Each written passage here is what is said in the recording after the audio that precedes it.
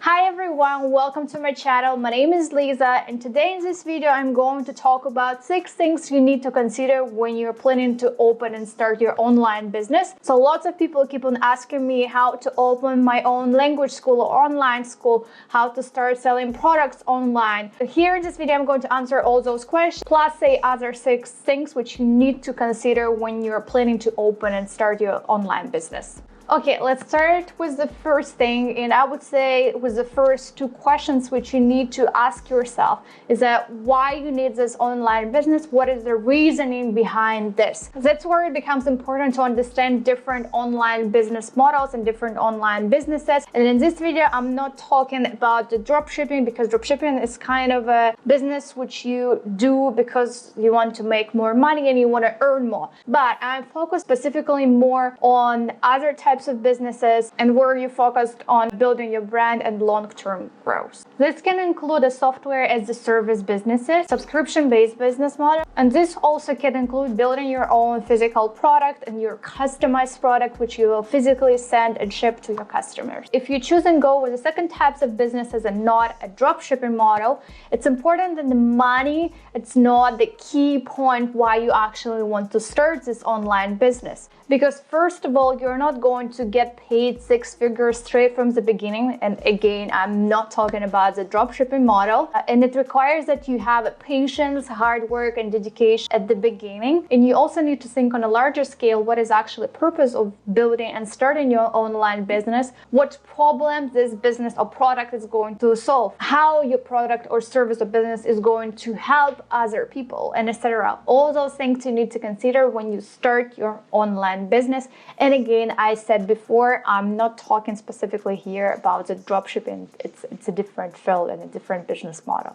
The second thing which you need to consider is in what niche you want to focus on, and which niche you want to develop and grow your business, and which products and services are you ready to offer to your customers and are you ready to offer to the people. I would suggest you to think about the things you're interested in and the things which you're passionate about before you actually start this business. And you need to answer the question by yourself, are you the right person to start this business? If you're planning to open a language school, do you have those skills? And do you have this knowledge on actually how to teach? Do you have this knowledge how to open your school? Do you have this knowledge how to communicate with the students and build online classes and build the courses and hire the teachers? Do you know the problems which students and teachers are going to face in your school? Of course, you can hire a person or maybe a team who is going to do this for you, but you're going to achieve a better results and you're going to succeed more if you actually become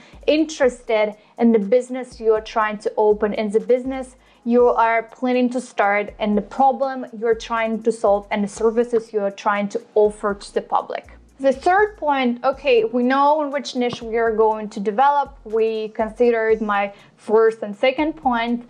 And the third thing which you need to consider when you start is that you need to know who is your ideal customer. It's important to know your target audience. You clearly need to go and write it in details. What is the age group of your ideal customer, of your target audience? What is the household income? What is the marital status of this person? Where do they live? In which location? What is their interest? So you need to write down and you need to create this picture and profile of your ideal customer and your target audience, and straight from the beginning target the right people who are actually going to be interested in your business. Okay, we know our audience, we know our target audience. And the thing number 4 which you need to consider is how will you brand and position your company or your product or your service. Here comes the different colors, logo, I'm talking about branding, maybe specific color scheme or color palette you're going to create, your website, your social media channels, are they consistent or not? What are you posting to all those social media channels? What about your website?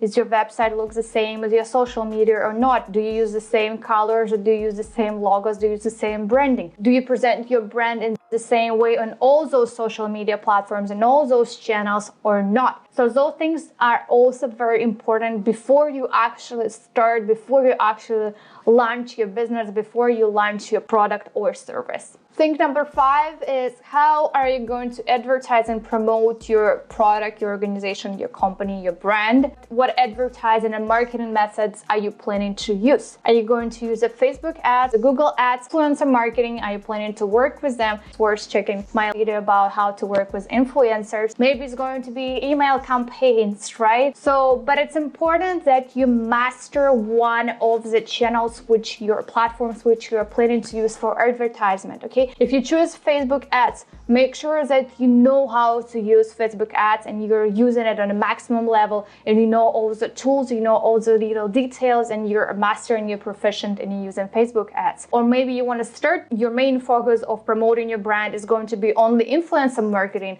You don't want to do it at Facebook or Google. Your main focus is going to be influencer marketing, right? You should find your major marketing angle in which you're planning to move at the beginning. Right? Of course, later on, you can diversify your marketing channels. Your team is going to grow. You can hire different people who can do this for you. Of course, later on, it's going to come.